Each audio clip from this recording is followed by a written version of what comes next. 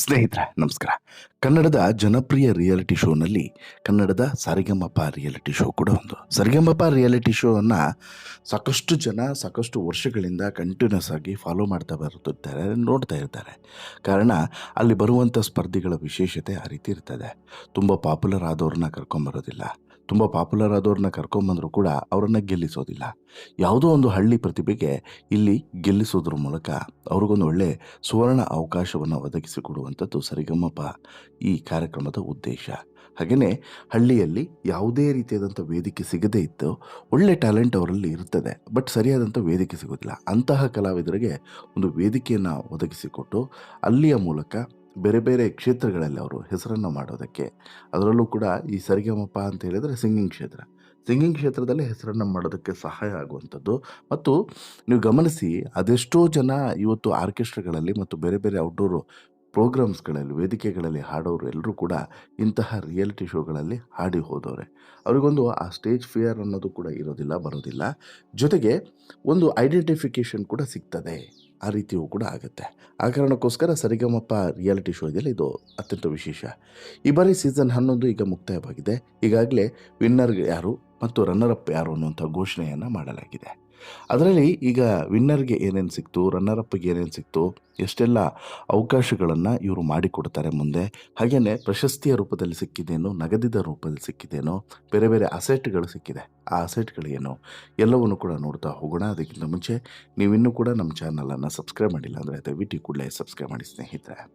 ಸರಿಗಮಪ season 1 ಬೀದರ್ನ Shivani ಈ ಬಾರಿ win ಆಗೋದ್ರ ಮೂಲಕ ಹೊಸ ದಾಖಲೆಯನ್ನೇ ನಿರ್ಮಾಣ ಮಾಡಿದ್ದಾರೆ.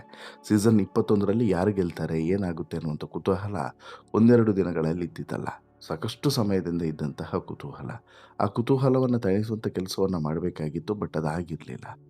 ಆದರೆ ಅಂತಿಮವಾಗಿ ಈಗ ಸೀಸನ್ 21ರ ಸರಿಗಮಪ ಸೀಸನ್ 21ರ ವಿನ್ನರ್ ಆಗಿ ಬೀದರ್ನ ಶಿವಾನಿ ಸ್ವಾಮಿಯವರು ವಿನ್ನರ್ ಆಗಿದ್ದಾರೆ. ಕಳೆದ ಹಲವು ತಿಂಗಳಿನಿಂದ ಈ ಶೋ ಜೀ ಕನ್ನಡ ವಾಹಿನಿಯಲ್ಲಿ ಪ್ರಸಾರ ಆಗ್ತಾ ಇತ್ತು.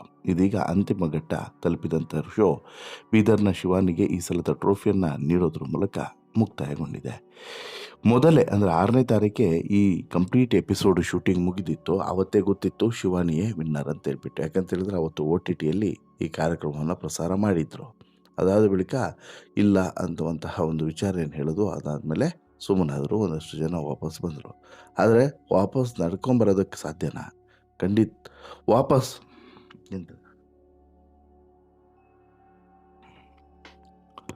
ಮೊನ್ನೆ 6ನೇ ತಾರೀಕೆ ಈ ಎಪಿಸೋಡ್ಗಳನ್ನು ಶೂಟ್ ಮಾಡಲಾಗಿತ್ತು. ಅದನ್ನು OTTಯಲ್ಲಿ ಲೈವ್ ಕೂಡ ಬಿಟ್ಟಿದ್ರು. 6ನೇ ತಾರೀಕೆ ಇದರ ಎಪಿಸೋಡ್ ಲೈವ್ ಇತ್ತು. ಅವತ್ತೇ ವಿನ್ನರ್ ಯಾರು, ರನ್ನರ್ ಅಪ್ ಯಾರು ಅನ್ನೋದು ಗೊತ್ತಾಗಿತ್ತು. ಬಟ್ ಈ TVಯಲ್ಲಿ ಟೆಲಿಕಾಸ್ಟ್ ಆಗಿರೋದು ಈ ಶನಿವಾರ ಮತ್ತು ಭಾನುವಾರ. ಹಾಗಾಗಿ ಸಹಜವಾಗಿ ಇಂಥದ್ದೊಂದು ಕುತೂಹಲ ಇತ್ತು. ಆ ಕುತೂಹಲವನ್ನು ತಣಿಸುವಂಥ ಕೆಲಸವನ್ನು ಅಂತಿಮವಾಗಿ ಜೀ ಕನ್ನಡ ಮಾಡಿದೆ. ಸೀಸನ್ 21ರ ಟ್ರೋಫಿಯನ್ನು ಶಿವಾನಿ ಸ್ವಾಮಿಗೆ ಕೊಡೋದ್ರ ಮೂಲಕ ಹಲವು ಅಚ್ಚರಿಗೂ ಕೂಡ ಕಾರಣ ಆಗಿದೆ. ಜೊತೆಗೆ ಹಲವು ವಿಶೇಷವಾದಂಥ ಬಹುಮಾನಗಳು ಕೂಡ ಸಿಕ್ಕಿರೋದು ವಿಶೇಷ. ಹಾಗಾದರೆ ಶಿವಾನಿಗೆ ಈ ಒಂದು ಅವಾರ್ಡ್ ಅಥವಾ ಈ ಒಂದು ವಿನ್ನರ್ ಪೊಸಿಷನ್ ಸಿಕ್ಕಿರೋದ್ರಲ್ಲಿ ಯಾವ ವಿಶೇಷತೆಯೂ ಕೂಡ ಇಲ್ಲ. ಯಾಕಂತ ಹೇಳಿದ್ರೆ ಅದಕ್ಕೆ ಆಕೆ ಸೂಕ್ತವಾದಂತಹ ವ್ಯಕ್ತಿ, ಜೊತೆಗೆ ಅದಕ್ಕೆ ಆಕೆಗೆ ಎಲ್ಲ ಅರ್ಹತೆಗಳು ಕೂಡ ಇದ್ದಾವೆ. ಈ ವಿನ್ನರ್ ಟ್ರೋಫಿಯನ್ನು ಪಡೆಯುವಂತಹ ಎಲ್ಲ ಅರ್ಹತೆಗಳು ಕೂಡ ಇದ್ದಾವೆ. ಹಾಗಾಗಿ ಇನ್ನು ಹೇಳಿ ಕೇಳಿ ಹಾಗೆಯೂ ಕೂಡ ತುಂಬ ಬಡತನದಿಂದ ಬೆಳೆದು ಬಂದಂಥ ಹುಡುಗಿ, ಇಂಥವ್ರಿಗೆ ಅವಕಾಶವನ್ನು ಕೊಡಬೇಕು, ಇಂಥವ್ರು ಗೆಲ್ಲಿಸಬೇಕು ಅನ್ನುವಂಥ ಕಾರಣಕ್ಕೋಸ್ಕರ. ಆಮೇಲೆ ಆಕೆ ಗೆಲ್ಲುವಂಥ ಟ್ಯಾಲೆಂಟ್ ಕೂಡ ಇದೆ ಆಕೆ ಬಳಿ, ಸುಮ್ಮನೆ ಗೆಲ್ಲಿಸೋದಲ್ಲ. ಆಕೆ ಬಳಿ ಟ್ಯಾಲೆಂಟ್ ಇರುವಂಥ ಕಾರಣಕ್ಕೋಸ್ಕರ ಗೆಲ್ಲಿಸಿದ್ದಾರೆ. ಆಕೆಯ ಸಂಗೀತ ಅಷ್ಟು ಚೆನ್ನಾಗಿರುವಂಥ ಕಾರಣಕ್ಕೋಸ್ಕರ ಆಕೆಗೆ ಅಷ್ಟೆಲ್ಲ ಮೆಚ್ಚುಗೆಯ ಮಾತುಗಳು ಕೇಳಿ ಬಂದಿದ್ದಾವೆ. ಸರಿಗಮಪ ಸೀಸನ್ 21ರ ವಿನ್ನರ್ ಅನಿಸ್ಕೊಂಡಿರುವಂಥ ಶಿವಾನಿ ಸ್ವಾಮಿಗೆ 15 ಲಕ್ಷ ರೂಪಾಯಿ ಮೌಲ್ಯದ ಚಿನ್ನದ ನಾಣ್ಯ ಮತ್ತು ವೈಟ್ ಗೋಲ್ಡ್ ಕಡೆಯಿಂದ ಗಿಫ್ಟ್ ಹ್ಯಾಂಪರ್ ಕೂಡ ಸಿಕ್ಕಿದೆ. ಇದೆಲ್ಲದರ ಜೊತೆಗೆ ಬಹಳ ಮುಖ್ಯವಾದಂತಹ ಸರಿಗಮಪ ವಿನ್ನಿಂಗ್ ಟ್ರೋಫಿ ಕೂಡ ಶಿವಾನಿಯ ಕೈ ಸೇರಿದೆ. ಜೊತೆಗೆ ಪರ್ಫಾರ್ಮರ್ ಆಫ್ ದಿ ಸೀಸನ್ ಪ್ರಶಸ್ತಿಯು ಕೂಡ ಇದೇ ಶಿವಾನಿ ಸ್ವಾಮಿಗೆ ಸಂದಿದೆ. ಅದಕ್ಕಾಗಿ ಅವರಿಗೆ ಮಾರುತಿ ಸುಜುಕಿ ಸ್ವಿಫ್ಟ್ ಕಾರನ್ನು ಕೊಡಲಾಗಿದೆ. ಲಾಟ್ರಿ ಸ್ವಿಫ್ಟ್ ಕಾರನ್ನೇ ಕೊಡಲಾಗಿದೆ. ಸ್ಪರ್ಧೆಯ ಅದ್ಭುತ ಪ್ರಯಾಣಕ್ಕೆ ಸಲ್ಲುತ್ತಿರುವಂತಹ ಅತಿ ದೊಡ್ಡ ಬಹುಮಾನ ಇದು ಅಂತಲೂ ಕೂಡ ಹೇಳ್ಬೋದು. ಸರಿಗಮಪ ಜೊತೆಗೆ ಅಸೋಸಿಯೇಟ್ ಆಗಿರೋದಕ್ಕೆ ನಮಗೆ ಖುಷಿಯಾಗಿದೆ ಅಂತಲೂ ಕೂಡ ಮಾರುತಿ ಸುಜುಕಿ ಅವರು ಹೇಳ್ತಾರೆ. ಜೊತೆಗೆ ಇಂಥ ಸ್ಪರ್ಧೆಗಳಿಗೆ ಕೊಡೋದಿದೆಯಲ್ಲ, ಅದೊಂದು ವಿಶೇಷವಾದಂಥ ಭಾವನೆ ಅಂತಲೂ ಕೂಡ ಹೇಳ್ಕೊಳ್ತಾರೆ. ಅದು ಸತ್ಯ ಕೂಡ. ಶಿವಾನಿ ಅಂತ ಸ್ಪರ್ಧೆಗೆ ಇಂತಹ ಬಹುಮಾನಗಳನ್ನು ಕೊಡೋದಿದೆಯಲ್ಲ, ಅದು ವಿಶೇಷನೇ. ಇನ್ನು ಇಷ್ಟು ವರ್ಷದಿಂದ ಈ ಟ್ರೋಫಿಗಾಗಿ ಕಾಯ್ತಾ ಇದ್ದೆ. ಕೊನೆಗೂ ಕೂಡ ಇದು ನನ್ನ ಕೈಗೆ ಬಂತು. ಶಿವ ಪರಮಾತ್ಮನ ಕೃಪೆಯಿಂದ, ತಂದೆ ತಾಯಿ ಗುರು ಹಿರಿಯರ ಆಶೀರ್ವಾದ, ಕನ್ನಡಿಗರ ಆಶೀರ್ವಾದದಿಂದ ನಾನು ವಿನ್ನರ್ ಆಗಿದ್ದೇನೆ ಅಂತ ಹೇಳ್ಬಿಟ್ಟು ನನ್ನ ಮೆಂಟರ್ ಇಂದು ನಾಗರಾಜ್ ಅವರಿಂದ ನಾನು ತುಂಬ ಕಲ್ತಿದ್ದೀನಿ. ಅನುಶ್ರೀ ಅಕ್ಕ, ನಿಮ್ಮನ್ನು ಬಹಳ ಮಿಸ್ ಮಾಡ್ಕೊಳ್ತೀನಿ. ನೀವು ನನಗೆ ಶಿವ ಮೆಚ್ಚಿದ ಶಿವಾನಿ ಅಂತೇಳಿ ಹೆಸರಿಟ್ರಿ. ಅದನ್ನೀಗ ಎಲ್ಲರೂ ಕೂಡ ಕರೀತಾ ಇದ್ದಾರೆ. ಬೀದರ್ ಈ ಸಲ ಟ್ರೋಫಿ ನಮ್ಮದೇ ಅಂತಲೂ ಕೂಡ ಶಿವಾನಿ ತುಂಬ ಖುಷಿಯಲ್ಲಿ ಹೇಳ್ಕೊಂಡ್ರು. ಇದಾದ ಬಳಿಕ ಮೊದಲ ರನ್ನರ್ ಅಪ್ ಆಗಿರುವಂಥ ಉಡುಪಿಯ ಆರಾಧ್ಯ ರಾವ್ಗೆ 10 ಲಕ್ಷ ರೂಪಾಯಿ ನಗದು ಬಹುಮಾನವನ್ನು ಕೊಟ್ಟರೆ, ಇದೆಲ್ಲದರ ಕ್ರೆಡಿಟ್ಸ್ ನಮ್ಮ ಮೆಂಟರ್ ಹೇಮಂತ್ ಸರ್ಗೆ ಮತ್ತು ನಮ್ಮ ತಂದೆ ತಾಯಿಗೆ ಸಲ್ಲಬೇಕು ಅಂತೇಳಿ ಆರಾಧ್ಯ ರಾವ್ ಹೇಳಿದರು. ಜೊತೆಗೆ ವೈಟ್ ಗೋಲ್ಡ್, ಸೈಕಲ್ ಪ್ಯೂರ್ ಅಗರಬತ್ತಿ ಮತ್ತು ಮಿಲೆಟ್ಸ್ ಕಡೆಯಿಂದ ಆರಾಧ್ಯಗೆ ಗಿಫ್ಟ್ ಹ್ಯಾಂಪರ್ ಕೂಡ ಕೊಡಲಾಯಿತು. ಇನ್ನು ಮೈಸೂರಿನ ರಶ್ಮಿ ಅವರು ಸೆಕೆಂಡ್ ರನ್ನರ್ ಅಪ್ ಆಗಿದ್ದು, ಅವರಿಗೆ 5 ಲಕ್ಷ ರೂಪಾಯಿ ನಗದು ಬಹುಮಾನ ಸಿಕ್ಕಿದೆ. ಜೊತೆಗೆ ಸೈಕಲ್ ಪ್ಯೂರ್ ಅಗರಬತ್ತಿ ಮತ್ತು ಮಿಲೆಟ್ಸ್ ಕಡೆಯಿಂದ ಗಿಫ್ಟ್ ಹ್ಯಾಂಪರ್ ಕೂಡ ಸಿಕ್ಕಿದೆ. ವಿಶೇಷವಾಗಿ ಬಾಳು ಬೆಳಗುಂದಿ ಅವರಿಗೆ 5 ಲಕ್ಷ ರೂಪಾಯಿ, ದ್ಯಾಮೇಶ್ಗೆ 3 ಲಕ್ಷ ರೂಪಾಯಿ ಮತ್ತು ಅಮೋಘ ವರ್ಷಗೆ 1 ಲಕ್ಷ ರೂಪಾಯಿ ನಗದು ಬಹುಮಾನವನ್ನು ಕೂಡ ಕೊಡಲಾಗಿದೆ.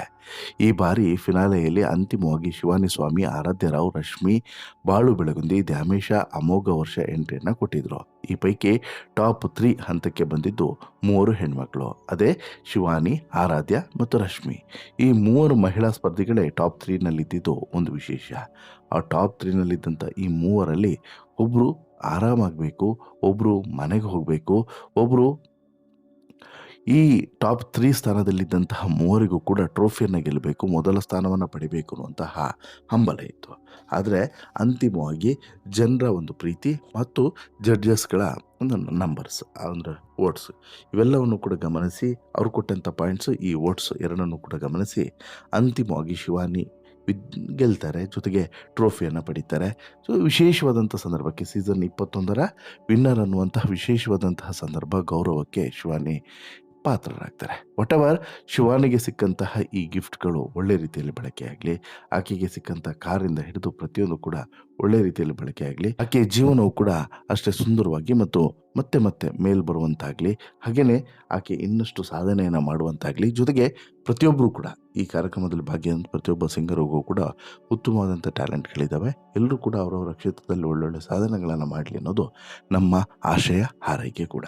ನಿಮ್ಮ ಹಾರೈಕೆ ಏನು? ಈ ಗೆದ್ದಂಥವ್ರಿಗೆ ಮತ್ತು ಸೋತಂಥವ್ರಿಗೆ ನಿಮ್ಮ ಅಭಿಪ್ರಾಯ ಏನು? ದಯವಿಟ್ಟು ನಿಮ್ಮ ಅಭಿಪ್ರಾಯವನ್ನು ಕಮೆಂಟ್ ಮಾಡಿ ತಿಳಿಸಿ. ಜೊತೆಗೆ ಈ ಸ್ಟೋರಿ ಇಷ್ಟ ಆಯಿತು ಅಂತ ಹೇಳಿದರೆ ಲೈಕ್ ಮಾಡಿ, ಶೇರ್ ಮಾಡಿ, ಚಾನಲ್ಗೆ ಸಬ್ಸ್ಕ್ರೈಬ್ ಆಗೋದನ್ನು ಮರಿಬೇಡಿ. ಧನ್ಯವಾದ.